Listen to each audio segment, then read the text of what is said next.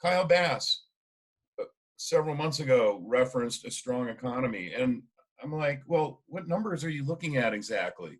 The CPI index and the employment report are the most manipulated economic reports in the history of mankind.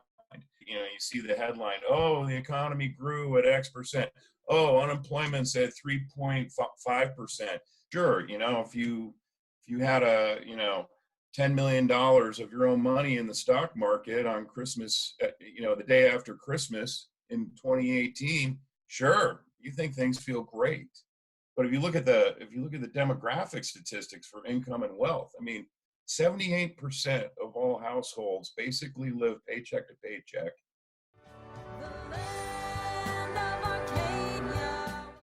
Hello there, my friends. Just a quick note before we get started. This coming Tuesday, February 4th at noon Eastern, going to be doing a gold and silver live roundtable. Excited to be joined by Rory Hall of the Daily Coin, Phil Kennedy of Kennedy Financial, and James Anderson of SD Bullion. Again, it's going to be a live one, so we will be taking questions, anything you're wondering about gold and silver. So if you hit that little notification bell right below there next to the subscribe button, you can be notified, or you can just check in next Tuesday at noon Eastern. And with that said, here is today's episode. Hello there, my friends. Chris Marcus here with you for Arcadia Economics. And as always, wow, and even before I got the intro, I got Dave Kranzler giggling over there. So we're off to a good start. It's the Arcadia Economics Denver Dave appearance of the week. Before we get started, hit the subscribe button so you can be posted when all this stuff goes down, because as always, Dave has a good topic to dig into today, which is really this. I keep hearing people reference the U.S. economic recovery, which I'm not sure that that's quite how I would phrase it. I can see Dave getting heated already just hearing it. So with No, that, it's not my topic, it's your topic. Well, that's my topic, but I already know the facts. I know it'll get you riled up. So before we get started, how are you today, sir? I'm well. How are you? I'm doing good. And actually, I don't know if you're covering this in the next Short Sellers Journal, but the important stuff, who is going to win this week's Super Bowl? The important stuff. No, the important stuff is the over-under on the number of total passing attempts by Jimmy Garoppolo. The over-under is 29.5. And if the 49ers are going to win the game, they're going to have to control the football, which means not a lot of passes. I forget how many passes he threw last week. 8. Yeah, it's like a ridiculous number. So they just, their best defense is to keep Kansas City's offense off the field. So I like that prop bet. Well, he covers stock market bubbles, the mining sector, and Jimmy Garoppolo's pass ratio. No, sports gambling. Is there anything Denver Dave can't do? Fortunately, one thing I know that you can do That's pretty only well. 3 things I can do. Well, inclusive in that set is digging into some of these economic whoppers that are going around out there, because we hear folks talking about this economic recovery that's going on, yet my view is that if you simply had accurate economic data, whether it's the unemployment rate, GDP, or inflation, would change the whole narrative that's going around out there. I'm looking at John Williams' shadow stats. We're just using the same formula. This isn't his interpretation, but using the same formula that the government used to use. He has unemployment at 21%. So I wonder what the TV channels would say if everybody knew that. And Dave Kranzler, take it away.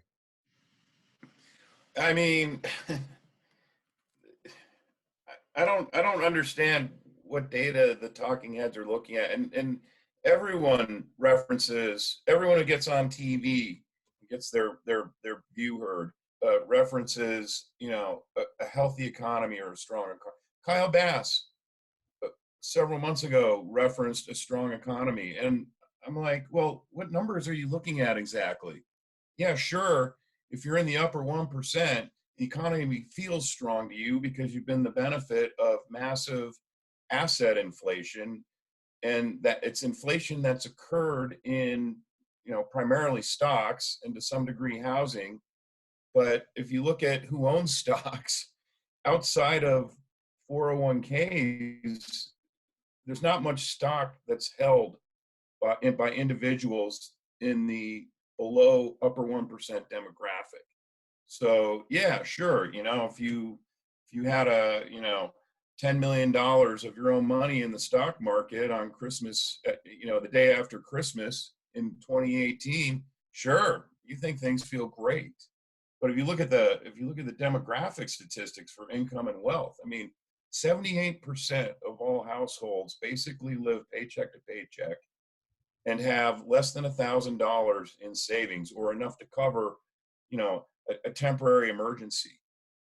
33% of all households can't make ends meet every month and have to use credit cards. And when I say ends meet, it's not like they're taking their kids to Disneyland and going out to eat. Ends meet means paying basic living expenses, necessities.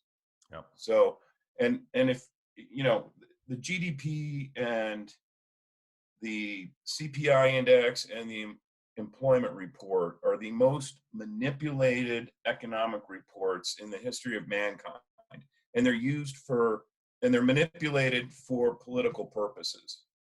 Because people and I don't know how many people even read the newspaper, but you see the headline, oh, the economy grew at X%. Oh, unemployment's at 3.5%. And yet here's some poor schmuck yeah, he could get a job if he wants to go flip burgers at Burger King, but it's not going to pay him enough to put food on the family for his table.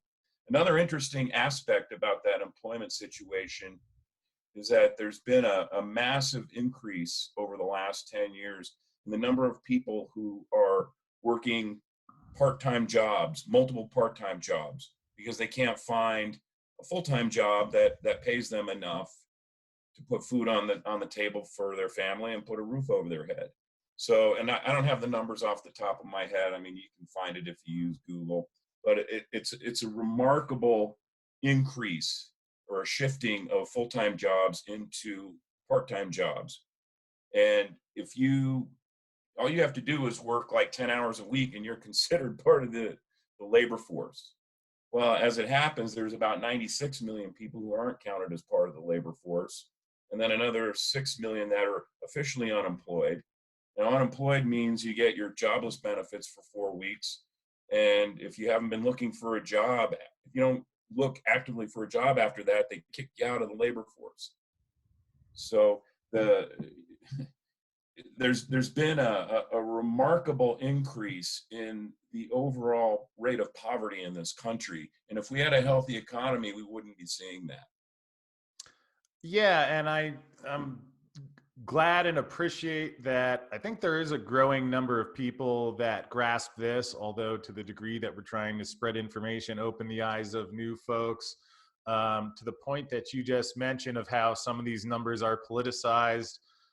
I guess the best example I've come across was, I believe this was back in 2011, when we still at least had a debate over the debt ceiling before they just decided to, I mean, why not just cancel the thing and save a couple bucks Basically save on the forms and the electricity when they debated in Congress. Yet what I was stunned when I heard former President Obama at one point actually proposed as a means of deficit reduction to change the CPI formula, with the impact being that it would lower the cost of increases paid out to Social Security and the entitlement programs. Yet what was left unsaid was that, I'm thinking, did this guy just openly acknowledge that the numbers are fraudulent, and he wanted to make them more fraudulent, and that was the best that they could come up with as deficit reduction? I mean, am I missing anything there? not missing a thing. And that's one of the primary reasons that they rigged the inflation number to look so low, is because a lot of government entitlement programs are keyed off of, the increase in payments like Social Security are keyed off of the CPI. Well, it's like Paul Craig Roberts says, the CPI isn't designed to measure price increases. It's not designed to measure real inflation. It's designed to measure what the government wants it to say so that it can use it for its own purposes. Yeah, and to another point you brought up earlier about how it's not easy for a lot of folks out there, and I think about it often where if you imagine for most families, they're not thinking about buying their Ferrari or their Tesla or but I think the majority of people want a place to live, food to eat, clothing, shelter, and to take care of their family. And I wonder if that's harder for most people now than before the Industrial Revolution, which you think about, we build all these machines because rather than each person having to spend their entire day hunting dinner or catching a fish, you build a net or you become more efficient and prices go down. Yet we have this Federal Reserve sitting there basically the confusing deflation with productivity, and anytime the price of anything does come down, sometimes I wonder, is the Fed sitting there looking at how a cell phone or a laptop has become cheaper and seeing that as a crisis? That's a really good question. I don't know, and that's another thing that really like irritates me is when the Fed says, "Oh well, we need to have an inflation target of 2%," and then all the talking heads and Wall Street pimps get on TV and they say, "Oh well, inflation's not at the it's not at the it's not high enough to be reach the Fed target rate yet, so they got to print more money. They got to stimulate the economy more." And it's like, well, what exactly does that mean? Because the true economic definition of inflation is the rate of growth of the money supply over and above the rate of growth in wealth output. So in other words, the number of dollars being created increases at a faster rate than units of widgets that are output. Let's just call the wealth output widgets, for lack of a better term. And so essentially what that means is that it takes more dollars to buy the added widget. And that's where inflation comes from. It's a devaluation process of the currency. And no one thinks of it that way. We've been brainwashed to think of inflation as price inflation. Oh, well, the TV that I bought last month at Best Buy is $100 cheaper now, so we must have deflation. Well, no, the TV that you bought last month has probably become obsolete by technology advances, but that doesn't create wealth per se. I mean, you've produced one TV with the new technology and made it even more expensive than the TV that you might have purchased a month ago. So that's kind of a simplistic example, but the thing of it is why would, if they're referring to price inflation as being the goal, why do I want to pay more next month for something that I needed to buy this month? That doesn't make any sense. That doesn't make me better off. It doesn't make the system better off. So it's really the ultimate in Orwellian propaganda is to throw this term out there like inflation, and then when they say deflation, people think, oh, well, price decreases are bad. Well, no, what they're talking about is deflation of asset values, which have already been pumped up by the money printing. So, yeah, of course, deflation is dangerous because you've gotten people addicted to, a Dow that's at 28,000 that was a big fat ugly bubble, according to Trump, when he was running for president at 17,000. And yeah, if it fell back to 17, from 28,000 to 17,000, you're going to have pensions collapse, have an economic collapse. Well, it's going to happen eventually anyway. It's just a matter of how long it takes for the Fed to keep printing money to undermine the currency. Yeah, and obviously a big part of the machinations that go into the inflation metric produced by can we change it from the BLS to the BS numbers? Just drop No BS like BLS. I mean, when you think about housing, I get it. It's this huge chunk of the economy. And we saw in 2008 what happened when housing prices dropped. So there's this narrative that juicing the real estate bubble even further is a great thing because, yeah, now everyone's levered up on it. Although, I mean, gee, there's a place where the inflation is occurring.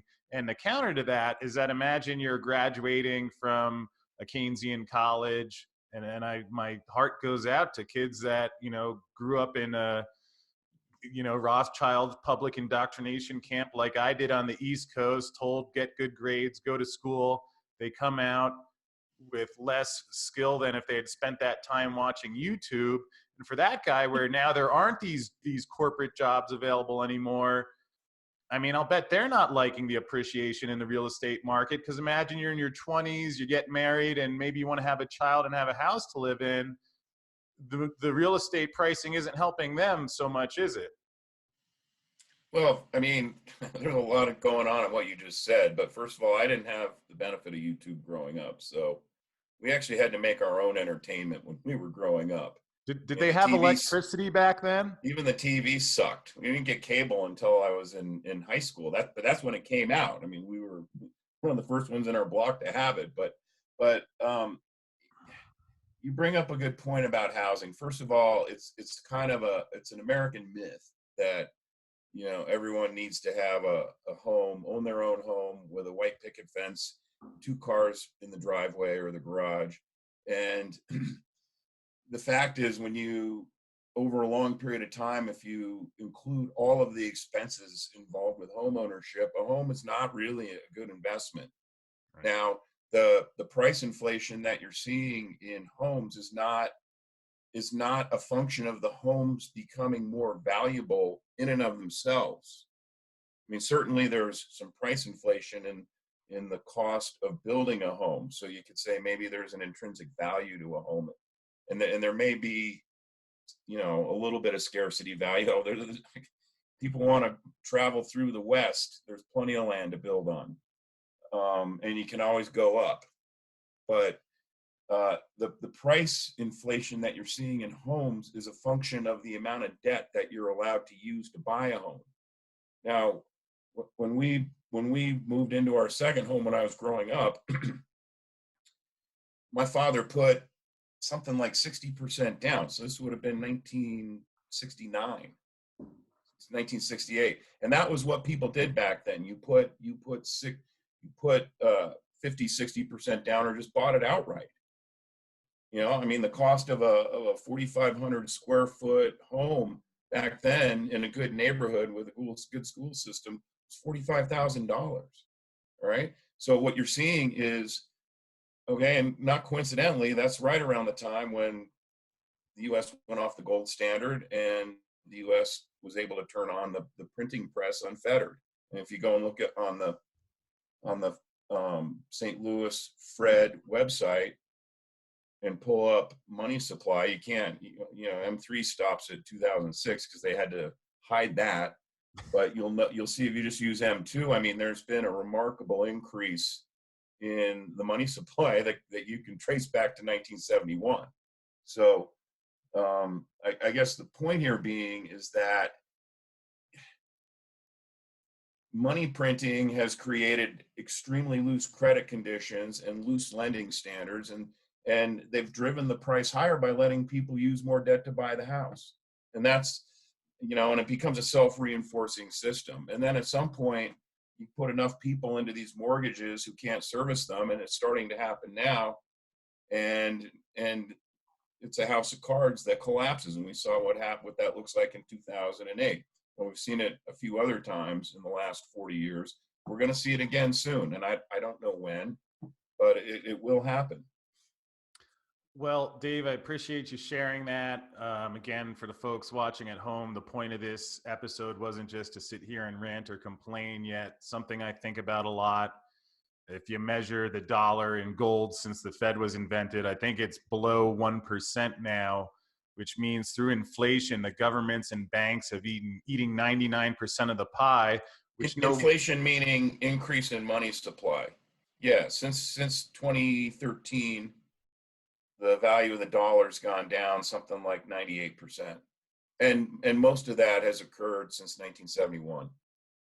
Yeah, so no wonder we have these debates where people are fighting like they're ready to kill each other over how we're going to pay for healthcare because we have 1 or 2% of the pie left because the banks and governments have eaten all of it to fund the stuff that they do. And sometimes I think about what you mentioned before, that there are people struggling out there and single parents working 2 or 3 jobs, and by the time they actually see their kids, they're frantic. And yet I just wonder sometimes if the banks even cut back to 90%, it was like the equivalent of everyone adding a zero to the end of their salary, would there be as much crime? Would there be as much problems? Would people be as anxious and flipping each other off because they're in traffic and such a rush to get there? So anyway, with that said, Do you flip people off in traffic, Chris? I don't. I've let go of that a couple of years ago. I noticed that the U Denver locals get feisty with all the outsiders coming in, so I just go slow in the right lane. Um, but again, I think that's the impact of the inflation and why it's so important. And again, why we recorded this episode for people. If you're watching and you have someone that is spouting the CNBC stuff, rather than calling them sheeple, send them this, share this video. And Dave, I appreciate you sharing these things because yes, there's the financial part, but I think this has a big impact in the way we're living, and hopefully this could at least dispel some of those myths. And anyway, any final thoughts before we wrap this one up? Go 49ers. And are you're taking the over or the under? Are you sure that line's 29? That seems a bit high. 29 and a half. I know. For Jimmy Garoppolo's passes? Yeah, 29 and a half is the over under. I mean, it could change if enough people say that's too high, but right now I'm taking the under. Wow. Well, I hope I'm rooting for the Chiefs because I feel like if the Hunt brothers win the Super Bowl after 50 years, there's got to be some good tied-in effect for Silver. So, Dave, appreciate you joining me. Hope you have a great time watching the game, and we'll look forward to catching up again next week. Thanks, Chris.